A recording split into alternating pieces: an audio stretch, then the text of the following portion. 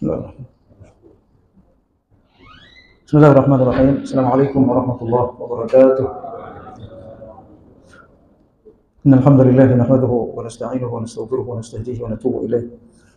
Wa na'udzu billahi min shururi anfusina wa min sayyiati a'malina. Man yahdihillahu fala mudilla lahu wa man yudlilhu falan tajida lahu waliyyan murshida. Asyhadu an la ilaha illallah wahdahu la syarika lah. Asyhadu anna Muhammadan abduhu wa rasuluhu la nabiyya wa la rasula ba'dahu. Allahumma shalli wa sallim ala sayyidina Muhammadin wa ala alihi wa sahbihi wa man sara ala nahjihi wa istana bi sunnatihi ila yaumil din. Amma ba'd. اللهم إنا أصبحنا منك في نعمة وعافية وستر ويتم علينا نعمتك وعافيتك وسترك في الدنيا والآخرة والحمد لله رب العالمين. Bapak Ibu jemaah subuh Masjid Nurul Ikhlas yang dirahmati Allah SWT. Kita bersyukur alhamdulillah subuh hari ini kita kondisi sehat walafiat. Ini pertemuan pertama sejak selesai Ramadan. Alhamdulillah. Taqabbalallahu minna wa minkum minal aidin wal faizin. Dan kita sekarang berada alhamdulillah di bulan-bulan haram. Ya, bulan Zulqa'dah, Zulhijjah itu bagian dari bulan haram, 4 bulan yang haram. Minha arba'atun hurum. Di bulan-bulan haram ini kita disunahkan banyak ibadah. Semua kebaikan itu di pahalanya juga dilipat gandakan oleh Allah di bulan-bulan. Walaupun tidak sama dengan Ramadan. Tapi kita dimotivasi oleh Rasul banyak beribadah, banyak baca Quran, banyak zikir, banyak sedekah, banyak infak, banyak berpuasa. Bulan-bulan ini insyaallah. Nanti puncaknya insyaallah 9 Zulhijjah kita puasa Arafah. Pahalanya menghapus dosa sebelumnya dan dosa setahun akan datang. Semoga kita umur kita bisa insyaallah sampai kemudian kita bisa berpuasa Arafah insyaallah. Bapak Ibu sekalian, sebelum saya kajian kitab, kembali ke kajian kitab Minhajul Mu'min. Kitab ini memang untuk mengupgrade status kita sebagai muslim menjadi mukmin sejati. Hari ini, per hari ini hampir setengah jemaah haji itu sudah berangkat ke Saudi, Mekah ya. Ada yang ke Madinah dulu, ada yang ke. Kita berada di bulan haji, Bapak Ibu. Haji ini memang Allah Subhanahu wa taala wajibkan kepada kita, fardhu ain. Dia bagian dari rukun Islam. Tidak boleh ditinggal dan tidak boleh diremehkan. Meninggalkan haji sama dengan meninggalkan sholat. Dia selevel dengan sholat, zakat, puasa. Mereka yang meninggalkan haji karena malas, dosa besar. Karena pelit apalagi, dan karena sibuk, dosa besar. Dosa besar itu tidak diampuni oleh Allah kecuali dia taubat dan nasuh. Artinya dia tidak akan diampuni dosanya kecuali dia haji. Kayak kita sholat, nggak akan diampuni dosanya kecuali dia sholat. Itu taubat dan nasuh begitu. Nah, zaman kita banyak orang nunda-nunda haji. Bukan karena kuota, memang kuota itu dibatasi oleh 30 tahun, 40 tahun lah. Tapi yang akan dilihat oleh Allah SWT, kapan kita mendaftar? Adapun penundaan kuota itu ya tanggung jawab pemerintah. Dalam mazhab Syafi'i, haji itu wajibnya itu adalah faur, segera. Dia terhalang hanya karena mampu saja. Kapan dia mampu? Saat itu wajib. Ada orang udah punya mobil, punya rumah, belum haji juga. Padahal mobil berapa? Mungkin 200 juta. Haji cuma 60 juta. Nah ini jatuh dosa.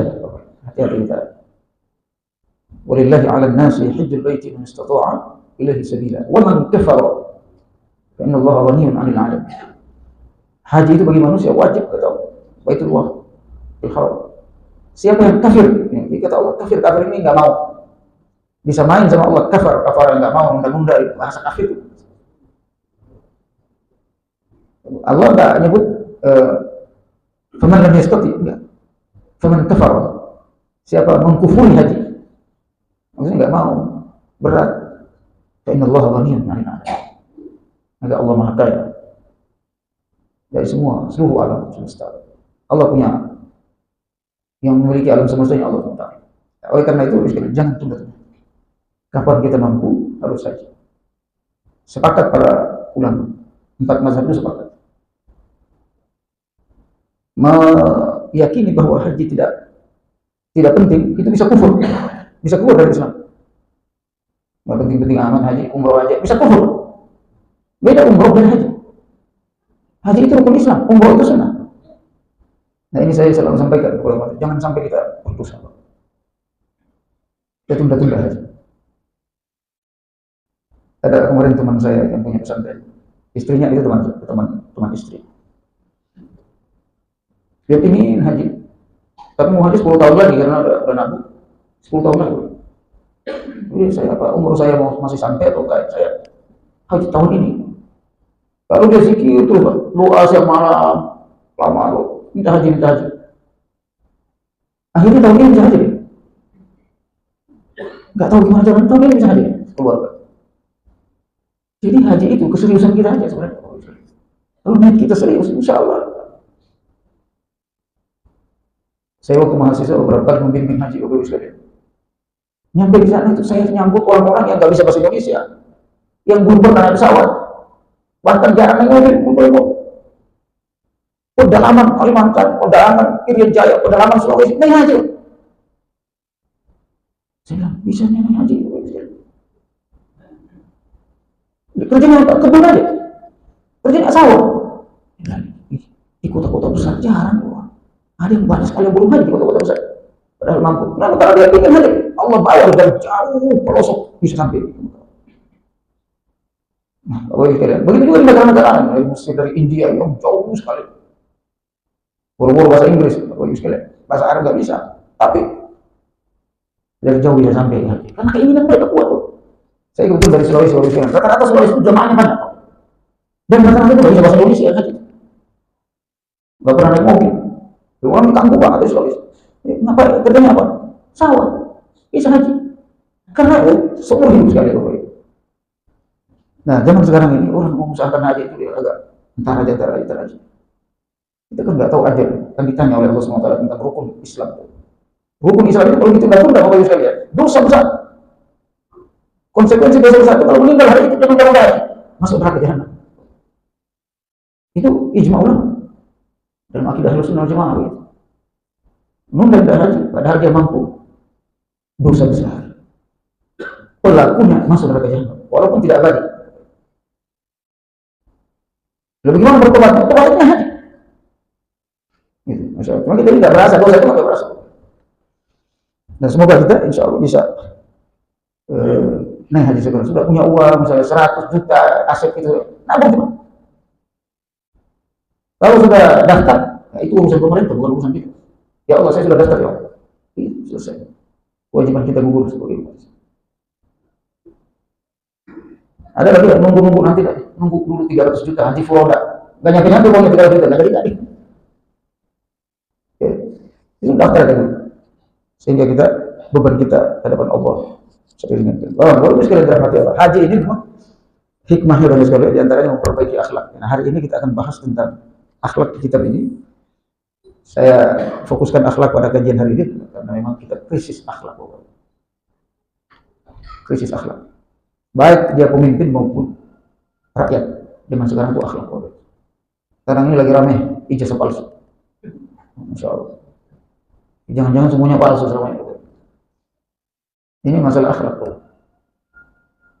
Akhlak apa? Akhlak tidak jujur. Kepalsuan itu karena ketidakjujuran, bohong. Dan ini akhlak yang paling rusak. Jujur itu akhlak yang paling mulia. Di antara akhlak yang paling mulia itu jujur. Disebut oleh Ibnu Qayyim al-Jauziyah dia sebagai pemimpinnya akhlak. Pemimpin akhlak itu jujur. Nah, justru jujurnya nggak ada. Semua pencitraan, semua kepalsuan. Bayangkan kalau kita 10 tahun penuh dengan kepalsuan, gimana rakyat? Rakyat juga palsu. Nah, jadi akhlak ini penting sekali. Nah, pada hari ini kita akan belajar sini minal akhlak al-islamiyah al-hamma. Di antara akhlak Islam yang paling penting adalah al-haya'u, rasa malu, punya rasa malu. Al-muslim afif hayyun wal haya'u khuluqun lahu min al-haya'a min al-iman wal iman aqidatul muslim. Wa qawamuhu hayatuhu yaqulu Rasulullah sallallahu alaihi wasallam al-iman bid'un wa sab'una aw bid'un wa sittuna syu'bah fa afdaluhu la ilaha illallah wa adnaha imatatul adha 'anit tariq wal haya'u syu'batun min al-iman.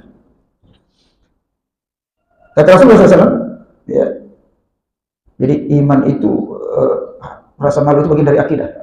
Jadi dia bukan cuma akhlak, tapi juga masuk pada level akidah. Rasulullah SAW bersabda, iman itu 70 cabang lebih atau 60 cabang lebih. Paling tinggi la ilaha illallah. Keimanan itu paling tinggi la ilaha illallah. Yang paling rendah itu menghilangkan gangguan di jalan, duri, batu, kayu dan seterusnya. Dan rasa malu itu bagian daripada 60 atau 75. Nah, zaman sekarang gitu, banyak juga manusia sudah hilang rasa malu. Hilang rasa malu. Korupsi kanan kiri, nggak ada malu. Bahkan ada ngomong korupsi aja paling penjara 1 tahun keluar. Nggak ada rasa malu. Ambil aja dulu, ntar minta maafnya belakang. Mendingan minta maaf daripada minta izin. Nah, ini rasa malu bahaya. Ini istilah begini juga bahaya. Maksudnya mendingan minta maaf itu berarti lakukan dulu kesalahan dulu. Nanti selesai minta maaf. Ya, melakukan kesalahan dengan berani, tidak punya rasa malu. Auzubillah. Makanya kata Rasulullah SAW dalam hadis yang lain, "Idza zahaba al-haya'u faf'alu ma syi'tum." Kalau rasa malu sudah tidak ada, lakukan apa yang kamu kehendaki. Jadi yang menahan kita untuk tidak melakukan hal-hal yang dilarang oleh Allah itu, Bapak Ibu sekalian, di antaranya adalah rasa malu. Malu kepada Allah, malu kepada Rasulullah, malu kepada malaikat, malu kepada manusia. Malu yang pertama kepada Allah SWT. Ya Allah, saya malu menunda sholat, malu. Engkau lihat saya tidak penting-penting banget menunda sholat. Artinya nggak ada uzur gitu. Allah tahu kita nggak ada uzur. Kita malu kepada Allah, ya Allah, saya masih begini. Malu melihat maksiat, Allah lagi lihat kita. Rasa malu ini, kata Rasul, kalau sudah tidak ada, maka dia akan lolos semua maksiat itu.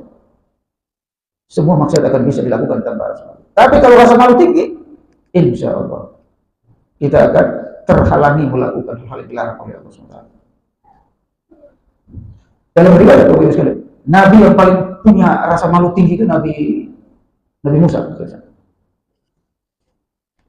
Nabi Musa itu paling tinggi rasa malu. Ya. Malu perempuan lebih malu Nabi Musa. Kisahnya Nabi Syuaib itu ya, berjalan di belakang, nggak mau dia. Kalian duluan saja, saya mengikut dari jauh. Karena malu dia dengan perempuan. Anak-anak sekarang kalau dengan perempuan itu nggak ada rasa malu. Berani. Coba lihat perempuan itu nggak punya rasa malu dengan laki-laki. Kita dulu waktu masih SMP, SMA, kalau mungkin di daerah, melihat perempuan itu langsung takut. Saya itu melihat perempuan takut. Waktu saya masih ingat. Ada perempuan jalan pun saya udah matang begini, malu perempuan. Jadi sekarang orang itu, masya Allah, dengan perempuan berani Pak. Karena bukan rasa malu. Kalau tidak ada rasa malu, berani. Sama istri orang di kampung, tak malu. Punya hak orang lain diambil, tak malu. Nauzubillah. Kata Nabi Muhammad SAW, Nabi Musa itu rasa malunya tinggi sampai seluruh bagian tubuhnya ini tertutup. Bagian tubuh Nabi Musa itu tertutup semua, hanya mata saja, semua tertutup. Nah, malu dia biar itu hadis ada di sini.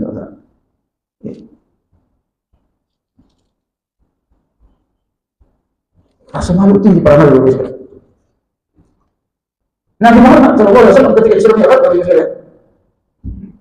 bolak-balik itu minta sholat 3 kali, kasih 50 waktu, kasih 40, akhirnya datang lagi kepada Allah, jadi 5 kali sholat. Kata Nabi Musa, ini masih berat buat umatmu, datang lagi kepada Allah SWT. Apa kata Rasul? Saya sudah 3 kali bolak-balik, malu saya. Padahal sama Allah, ini masalah sholat Pak. Jadi malu ini bagian dari akhlak kita. Makanya di sini nomor 1 penting sekali rasa malu. Kita ajarkan rasa malu kepada anak-anak. Khususnya anak-anak kita perempuan, malu kelihatan aurat. Utsman bin Affan suatu ketika Rasulullah SAW duduk di rumahnya, lalu menerima tamu dari Abu Bakar, Umar, Ali. Waktu itu tersingkap ini, betis Nabi tersingkap begini. Abu Bakar masuk, dia nggak tutup. Rasulullah nggak tutup betisnya. Ketika Utsman masuk, itu Nabi langsung tutup. Ditanya sama sahabat, dan kayak gitu diperhatikan sama sahabat. Ya Rasul, tadi Abu Bakar masuk, itu biasa aja. Umar masuk, itu biasa aja. Ketika Utsman masuk, itu langsung. Apa kata Rasul? Saya malu sama Utsman. Kenapa? Karena Allah pun malu sama Utsman. Kenapa rasa malu Utsman itu tinggi? Sehingga Allah kata Allah malu sama itu. Sampai-sampai Rasul juga malu sama. Apa maksudnya? Akhlak tinggi itu akhlak malu. Ya, kita tidak sembarang keluar rumah karena malu itu luar biasa.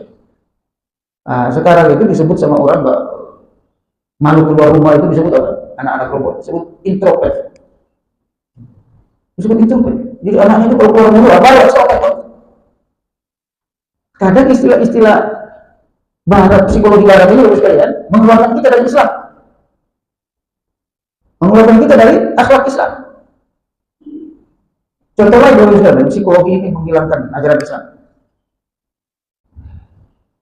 Menurut psikologi, saya kebetulan ngajar psikologi pasca sarjana. Dalam psikologi ada namanya adolescence. Adolescence itu pubertas. Jadi kalau anak-anak umur belasan tahun, Pak, jadi dia harus dibiarin. Cara mendidiknya itu dibiarin, sehingga dia bisa percaya diri. Biarin pacaran, biarin dia main musik, biarin dia mengenal perempuan, biarin dia ke tempat-tempat. Kenapa? Karena dia untuk mencegah rasa malunya, rasa minder. Karena adolescence itu mindernya tinggi, maka dia dibiarkan di itu. Itulah yang diikut sama anak kita. Masa adolescence itu adalah masa pacaran, masa jatuh cinta. Itu menurut ahli psikologi itu masa jatuh cinta, masa-masa mengenal lawan jenis. Maka dia harus dibebaskan. Jangan orang tua nggak boleh melarang dia. Karena masa-masa pubertas itu dia masa mengenal lawan jenis, mendekati lawan jenis. Ya, masa-masa dia pokoknya boleh maksiat. Astagfirullah. Ini ada anak-anak, saya kan sudah 17 tahun, Pak. Boleh dong lihat porno lihat ini, ada yang begini. Nah, pesantren ya? Bagaimana bukan pesantren? Ini cara mendidiknya. Padahal dalam Islam umur belasan tahun itu adalah umur pemimpin. Mus'ab bin Umair itu mengislamkan kota Madinah selama setahun ditugaskan oleh Nabi. Itu umur 18 tahun. Jadi kalau dalam Islam umur belasan tahun itu justru umur-umur produktif untuk berdakwah, menaklukkan negara-negara kafir. Terus Umair 18 tahun mengislamkan kota Madinah. Usama bin Zaid memimpin pasukan perang melawan Romawi umur 18 tahun. Itu kita, anak kita umur 18 tahun kapan sekarang? Saya baru pulang dari Turki 2 minggu yang lalu, bawa para ustadz-ustadz untuk mempelajari bagaimana masa Utsmani 620 tahun menguasai dunia. 2/3 dunia dikuasai oleh Turki Utsmani 620 tahun. Kenapa? Rata-rata pemimpinnya naik tahta itu umur 20 tahun. Jadi khalifah itu umur 20 tahun. Rata-rata paling tua itu umur 20 tahun. Jadi masa muda itu masa produktif, pemimpin. Tapi kita apa? Masa adolescence, masa pubertas. Bagaimana nggak hancur negara umat itu? Muhammad Al-Fatih itu jadi gubernur umur 12 tahun. Kalau gubernur ini megang satu negara, jadi Indonesia ini gubernur di provinsi. Megang satu provinsi itu umur 12 tahun. Ada yang mengatakan umur 19 tahun dia naik tahta. Umur 19 tahun dia naik tahta. Ada yang mengatakan 20 tahun. Setahun setelahnya menaklukkan Konstantinopel. Menaklukkan negara lain, negara Eropa itu umur 21 tahun, 20 tahun. Kita, anak kita umur 20 tahun berapa itu? Berapa? Termasuk diantaranya rasa malu. Ya, dibebaskan anak bergaul bebas, gaul bebas, gaya hidup bebas. Terus. Nah, ini yang pertama, rasa malu. Yang kedua, al-hilmu. Al-hilmu itu akhlak yang penting juga. Lemah lembut.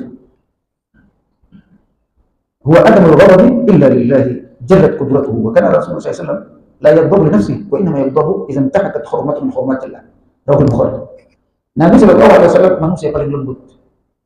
Kalau dirinya yang diejek dihina itu enggak marah. Enggak langsung benci orang, itu namanya lembut. Lembut itu adalah adamul ghadab, tidak mudah marah kecuali karena Allah. Itu lembut. Dalam riwayat Bukhari, Nabi SAW tidak pernah marah kalau dirinya yang diganggu, dirinya yang dihina, pribadinya yang dihina. Tapi kalau agama yang dihina, baru marah. Zaman kita ini rata-rata kebalik. Agama dihina, kita biasa. Kalau diri kita yang dihina, kita ngamuk luar biasa. Ini akhlak ini perlu kita. Al-Halim, bagian dari salah satu nama sifat Allah, Al-Halim, maha lembut kasih sayang, maha lembut. Allah itu tidak langsung marah ketika kita melakukan sesuatu. Makanya hambanya melakukan maksiat, kufur, nggak langsung diazab sama Allah. Dibiarin dulu sama Allah, kapan dia sadar, mungkin dia masih sadar. Nah, kita juga begitu sama anak, sama umat Islam lain, harus halim, lembut. Kadang kita curiga saja udah marah sama orang, padahal masih curiga, belum tentu dia lakukan. Bukan si ini, si fulan gara-gara si fulan, bukan. Nah, itu tidak halim namanya, cepat emosi. Jadi antara sifat muttaqin itu wal kaziminal ghaiz wal afina 'anil nas, menahan amarah dan mudah memaafkan. Nah, makanya yang kedua ini, yang ketiga ini as-samahah. Samahah itu mudah memaafkan, toleran sama. Toleran sama. Oh, dia memang begini, mudah memaklumi orang. Ya. Qad jaa Rasulullah SAW bil hanafiyati samha, wa samahatu fi arqa ma'aniha tayyibu fi nafsi an karamin wa sakha wa inshirahu sadri fi niqa'in wa tuqa, anin nuqa'in wa tuqa. Samahah ini adalah kelembutan, kebaikan hati dan kedermawanan sikap serta kelapangan dada. Lapang dada. Itu sama, mudah, hampir sama tadi dengan lembut tadi. Ini lebih proaktif dia memaafkan. Tidak egois. Ya. Kalau mengganggu tidak, dirinya tidak senang, pokoknya sudah salah semua bawaannya. Tapi kalau sama itu terbalik Bapak Ibu. Dia ini sikap kadang tidak bisa didefinisikan di antara kita. Tapi ini didefinisikan dalam Islam. Misalnya orang menurut kita salah, tapi kita lihat belum tentu salah. Mungkin saya salah menilai. Itu namanya samahah, di antara samahah. Akhlak ini, Bapak Ibu, banyak yang tidak dipahami oleh sebagian penceramah. Ketika ceramah, nyinggung orang, nyinggung sini, nyebut nama, itu nggak samahah. Nggak boleh menyinggung orang itu pakai nama. Kalau perbuatannya ada perbuatan begini, nggak boleh. Boleh. Ini bukan begini, si fulan begini, si fulan. Nggak samahah itu namanya. Kenapa? Karena ada akan menyinggung perasaan orang yang disebut namanya. Dan apalagi dia spekulatif, belum betul-betul orang itu melakukan kesalahan, dia sudah menjas bahwa orang itu salah. Itu nggak samahah. Dalam masalah agama, masalah itu masih ikhtilaf, masih berbeda pendapat orang. Tapi dia sudah menjas orang lain itu melakukan itu, ini kufur, bid'ah, musyrik. Itu nggak samahah.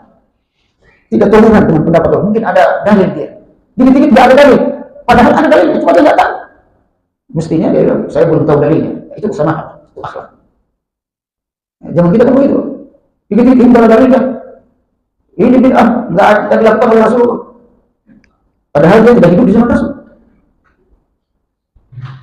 Mungkin ada riwayat yang lain. Nah, contoh itu begini. Karena nggak samahah ini, banyak kita berantem umat Islam. Pentingnya akhlak itu, Pak. Ada kemarin viral seorang penceramah. Saya lihat masih muda orang. Lalu dia fatwa apa itu? Mungkin dia lihat orang baca Quran di kuburan. Baca Quran, langsung dia fatwa di YouTube viral. Hukum baca Quran di kuburan syirik akbar. Syirik akbar, musyrik besar. Musyrik besar itu bahwa hukumnya keluar dari Islam. Ya, bayangkan baca Quran keluar dari Islam. Baca Quran di kuburan, karena dia kuburnya aja benci. Tidak ada dalilnya. Ini saya bilang ini nggak toleran dan nggak cerdas. Bukan juga nggak cerdas. Nggak banyak baca. Nah, ini saya sampaikan sehingga umat ini tidak kacau, dikacaukan para penceramah yang nggak banyak baca, beraninya ceramah doang, ilmu cetek berbahaya. Lalu kemudian kalau maunya dia itu sholat jenazah di kuburan, ya ada ustadznya dia meninggal, sholat jenazah di kuburan. Mereka mengatakan ini ada pendapatnya. Sahabat mensolatkan Aisyah itu di kuburan. Saya bilang, Anda membolehkan sholat di kuburan, tapi memusyrikan orang baca Quran di kuburan. Iya, Ustaz, betul. Saya bilang, kamu kalau sholat jenazah, baca Al-Fatihah enggak? Baca Quran enggak? Baca Quran. La ilaha illallah. Jadi, otak tidak jalan, Bapak Ibu sekalian. Pokoknya enggak ada dalil musyrik. Repot lagi. Apa yang hilang? Sama tadi. Toleran dulu dikedepankan. Mungkin dia punya dalil, cuma saya tidak tahu. Jadi kalau nggak tahu, diam. Kalau orang nanya apa hukumnya, saya nggak tahu, saya belum tahu, belum lihat dalilnya. Sehingga saya sampaikan begitu, dia nggak bisa jawab. Dia bisa sholat di kuburan. Sholat di kuburan itu nggak kebiasaan umat Islam. Jarang umat Islam sholat di kuburan. Kalau sholat di kuburan itu sholat jenazah, sholat gaib. Sholat gaib. Orang itu sholat di masjid biasanya. Kalau masih ada jenazah, kalau sudah tidak ada jenazahnya, sholat gaib kan? Nah, mereka melakukan sholat karena ada riwayat lain. Berarti khilaf, perbedaan pendapat. Nah, Bapak Ibu sekalian dirahmati Allah. Ini as-samahah penting dalam hidup kita. Kalau kita belum tahu tahan diri, itu samahah. Mungkin dia punya samahah. Ini yang bahasa kita toleransi. Toleransi itu bukan membiarkan yang haram jadi halal, bukan. Toleransi itu menahan diri nyalahin orang, menahan diri dari perbedaan pendapat karena orang itu punya alasan, punya dalil juga. Bukan cuma kita yang punya dalil, itu samahah.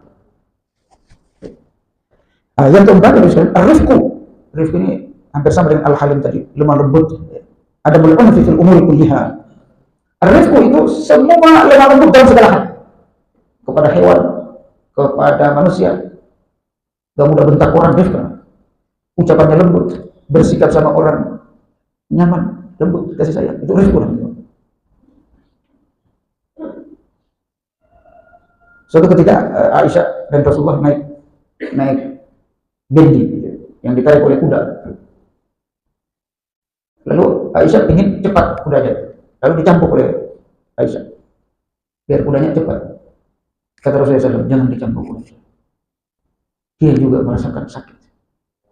Alaiki birrifqi, hendaknya engkau rifq, pakai ayat apa namanya, akhlak birrifq, hendaknya engkau lemah lembut walaupun terhadap binatang, terhadap hewan. Nah, ini kita kadang yang lemah lembut terhadap hewan itu justru orang barat ya. Kalau sama anjing aja sayang saya, kuda sayang saya, itu adalah Islam. Ya. Di Amerika itu anjing itu seperti anaknya, berlebihan juga. Orang barat juga berlebihan juga, lemah lembut sama hewan, Pak. Hewan jadi anggota keluarga. Jadi ibarat itu hewan jadi anggota keluarga. Dia orang mereka makan daging, anjingnya juga makan daging, makan bersama-sama di dapur. Itu berlebihan juga, enggak begitu. Tapi kita lemah lembut terhadap semua, bahkan ketumbuhan kita lemah lembut. Ke hewan lemah lembut, apalagi ke manusia, apalagi ke anak istri kita. Rasulullah SAW paling lemah lembut terhadap anaknya, sahabatnya. Makanya semua sahabat cinta sama Nabi karena akhlak ini, ar-rifqu wal hilmu, lemah lembut dan kasih sayang. Nah ini perlu kita kembangkan akhlak ini, Bapak Ibu sekalian. Nah, yang berikutnya tohar, kesucian jiwa. Toharatul qalbi min amradhi kal kibr wal haddi wal ghurur wa tama'. Selalu membersihkan jiwa dari sombong, dari kibir, hasud, dengki, rakus dan seterusnya. Itu akhlak tohar, selalu menjaga kebersihan hati. Masjid itu adalah satu-satunya tempat disebut oleh Allah untuk membersihkan hati. Satu-satunya tempat. Fihi rijalun yuhibbuna an yatatahharu wallahu yuhibbul mutatahhirin. Di dalam masjid itu ada orang-orang yang suka membersihkan jiwa. Itu hanya satunya di masjid. Disebut dalam Al-Quran tempat membersihkan jiwa. Bersihkan itu disebutkan banyak, tapi untuk tempat masjid apa maksudnya? Masjid paling afdal dalam membersihkan hati, bersihkan jiwa. Jadi orang yang sering ke masjid lembut hati, bersih hati. Kenapa? Di antaranya itu kita bisa secara rasional melihat, kita kalau ke masjid macam-macam model manusia kita lihat. Ya, kayak gini kita tidak bersaudara, macam-macam, ada orang Padang, ada orang Jawa, ada orang Sunda, Ahlus Sunda wal Jamaah, ada orang Sulawesi dan seterusnya. Tapi kita saling lemah lembut, saling menghargai. Tidak ada rasa dengki. Jadi kalau sudah sering berjamaah begitu, bersih hati. Nah ini makanya kenapa anak kita itu dari kecil kita biasakan ke masjid biar hatinya bersih. Allah yang ngomong ini dulu, bersihan hati itu di masjid. Yang berikutnya, kebersihan hati ini juga akan diikuti oleh kebersihan lidah. Kalau orang sudah bersih hatinya, lidahnya juga bersih. Bukan lidahnya bersih karena dicuci, Pak. Maksudnya omongannya juga bersih, bicaranya juga bersih. Orang kalau hatinya bersih, dia tidak akan ngomong jorok, tidak akan ngomong menyakitkan. Hatinya bersih. Yang keenam itu al-ihsan ma'allahi an ta'budallaha ka'annaka tarahu fa illam takun tarahu fa innahu yarak. Wal ihsan ma'al khalqi fa huwa lil walidain yabirruhum alladhi huwa ta'atuhum wa isalul khair. Ada akhlak ihsan. Ihsan ini dari kata hasan, berbuat baik secara maksimal. Itu ihsan. Ihsan ini sudah sering kita dengar, bukan cuma dalam ibadah ternyata ihsan. Ihsan itu kita menyembah Allah seperti melihat Allah. Kalau tidak seperti melihat Allah, kita dilihat oleh Allah. Nah, ihsan ini dalam segala hal. Di antaranya ihsan dalam berpergaulan sama orang lain. Ihsan sama orang tua. Wabil walidaini ihsana. Berbuat baik kepada orang tua. Maksimal berbuat baik. Sedikit lagi, maksimal berbuat baiknya itu. Kalau berbuat baik itu ada orang buta, contoh, ada orang buta. Kita pegang tangannya untuk menjaga jalan. Itu berbuat baik. Kalau ihsan itu hasan. Kalau ihsan lebih baik lagi. Dia antar orang buta itu sampai rumahnya. Itu namanya ihsan. Nah, ihsan ini dalam segala hal. Nabi bersabda, "Innallaha katabal ihsan ala kulli syai." Sesungguhnya Allah mewajibkan ihsan dalam segala hal. Ambil air wudu ihsan, melayani orang ihsan, nyekolahin anak ihsan, semua ihsan. Nah, Bapak Ibu, ini barangkali 6 akhlak terpuji ini mudah-mudahan bisa kita internalisasi dalam hidup kita dan keluarga kita insyaallah. Ini sehingga kita berubah, karakternya berubah. Kalau orang barat menyebut ini karakter, kita menyebutnya akhlak. Ini bagus, semoga ada manfaatnya. Kalau ada yang ditanyakan silakan Bapak Ibu, atau menambahkan dan sebagainya silakan.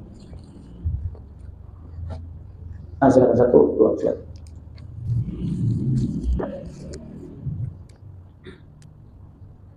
Assalamualaikum warahmatullahi wabarakatuh. Assalamualaikum warahmatullahi wabarakatuh.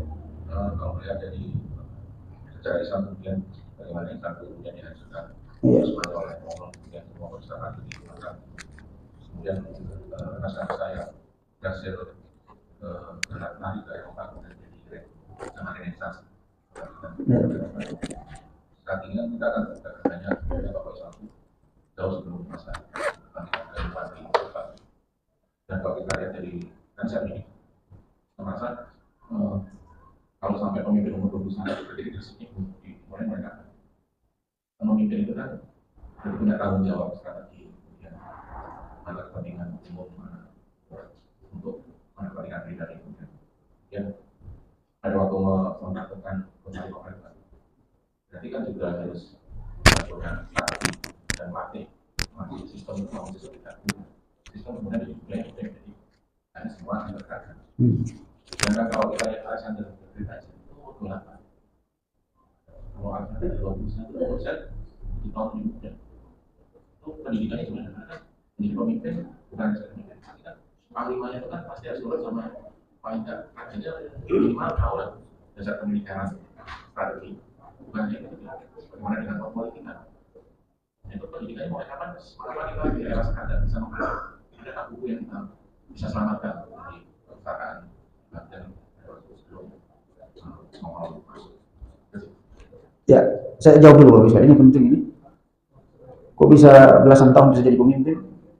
21 tahun jadi penakluk itu. Muhammad namanya Sultan Mehmed II. 1543 dia menaklukkan bangsa itu. Tahun 1543. Saya kebetulan meneliti Muhammad Al-Fatih, meneliti sejarah Turki.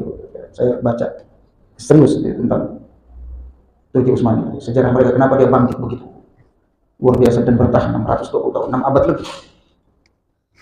Jadi Sultan Utsmani, Sultan Utsmani ini dimulai kerajaannya itu, kesultanan kekhalifahannya itu Bapak Ibu, abad 13. Puncak kejayaannya itu 14, 15, 16. menguasai 3 benua. Di zaman itu baru 3 benua, itu bukan. Benua Amerika itu belum ada. Australia itu belum ada.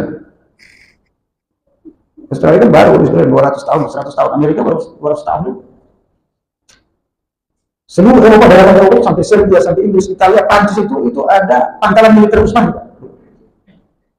Jadi untuk seluruh dunia ada pangkalan, termasuk di Aceh, itu pangkalan militer Utsman. Di Demak, Jogja, itu pangkalan militer Utsman. Kok saya sebut? Jadi Islam ini penguasa sebelum. Lalu kita dihinakan seperti ini. Pertanyaannya, bagaimana mereka bisa memimpin? Muhammad Al-Fatih itu, dia umur 9 tahun, itu sudah belajar dengan ulama. Udah biasa Pak, belajar dengan ulama. Umur 9 tahun. Kalau nggak ngaji begini, dicambuk sama bapaknya Sultan Murad. Sultan Murad ini alim, dia menaklukkan negeri-negeri, anaknya itu bagus sekali, diserahkan kepada masyarakat. Bukan kayak kita itu, dikungkung anak. Enggak, dia diserahkan kepada ulama.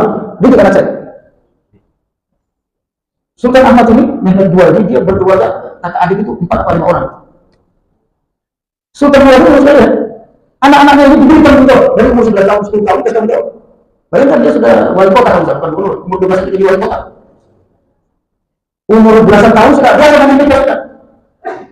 Menghadapi perang lawan musuh itu sudah biasa belasan tahun. Menghadapi itu. Jadi tarbiyah medaniyahnya itu cepat, luar biasa, pendidikan lapangan. Jadi kalau itu kan teori konsep-konsep aja. Kalau mereka itu enggak, belajar mimpin perang, belajar mimpin perang. Dan kebiasaan sultan-sultan awal Turki Utsmani itu tidak mengistimewakan anaknya dengan anak wadah. Itu tidak mengistimewakan anak satu dengan anak yang lain. Penulis barat dari Italia itu mengatakan itu keturunannya sultan-sultan itu, anak-anaknya itu tidak pernah digadang-gadang nanti kalau kamu yang ganti saya kata. Tapi dia berusaha mereka dididik dengan perang, dengan ilmu seterusnya. Nanti siapa yang menonjol itu yang diangkat. Nah, di antara 5 bersaudara ada Mehmet, ada Ali, ada beberapa teman, ada Ahmad yang menonjol itu Mehmet itu. Jadi dari 5 anak itu menonjol itu yang dipilih. Begitu cara mereka memilih. Bukan yang memimpin itu paling kakak, gitu. Yang paling menonjol. Mehmet ini anak ketiga kalau misalnya. Jadi caranya itu memimpin. Makanya umur 19 tahun udah dewasa banget. Dalam riwayat dia 19 tahun tahta mengganti bapaknya. Mulai ada mengatakan 20 tahun. Sehingga menaklukkan Konstantinopel setahun setelah itu. Kenapa cepat menakluknya? Dia biasa memimpin pasukan. Memimpin perang itu biasa. Dan begitu juga sultan-sultan sebelumnya. Sultan Orhan, anaknya Utsman, biasa.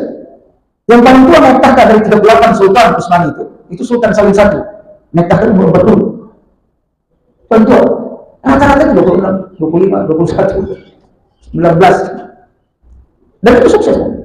Setiap pemimpin mereka pasti menaklukkan satu negara ini, Pak. Saya pelajari kemudian saya. Misalnya Sultan Orhan itu pertama menaklukkan negara Eropa. Lalu kemudian Murad itu menaklukkan Serbia, Hungaria. Berikutnya menaklukkan Italia, Serbia, Belgrade. Dan begitu. Jadi penaklukan itu mereka masih usia remaja sudah biasa menaklukkan negeri-negeri Eropa. Makanya saya bilang tadi, kita anak muda kita di mana belasan tahun? Ngapain? Karena kita diracuni oleh konsep Eropa itu. Umur belasan tahun itu dia main, usia main. Coba, kan begitu. Umur belasan tahun itu usia main, jangan sering-sering aman. Itu bukan ajaran Islam. Alhamdulillah, mudah-mudahan kita bisa ubah. Jangan sampai kayak kumbung sama sistem Eropa sistem. Karena Eropa tahu mereka yang menjajah mereka itu, yang menaklukkan negeri-negeri mereka itu, umur belasan tahun, anak remaja. Makanya mereka dendam. Jangan sampai remaja orang Islam ini seperti Muhammad Al-Fatih, seperti Orhan, seperti Utsman, seperti Murad tadi. Aku pergi. Maka dibuatlah sistemnya negara Islam, kurikulum Islam dirubah. Umur belasan tahun, 20, 25, masih naik. Jangan terlalu serius. Allah silakan. Habis itu. Dan baik, kita sudah selesai, kita cukupkan sampai di sini. Nanti kita sambung lagi. Lalu bicara sejarahnya panjang pokoknya. Terima kasih atas perhatiannya. Kita tutup dengan doa kafaratul masjid. Subhanallah wa bihamdihi asyhadu an la ilaha illa anta astaghfiruka wa atubu ilaik. Terima kasih atas perhatiannya. Mohon maaf kalau ada yang salah. Assalamualaikum warahmatullahi wabarakatuh.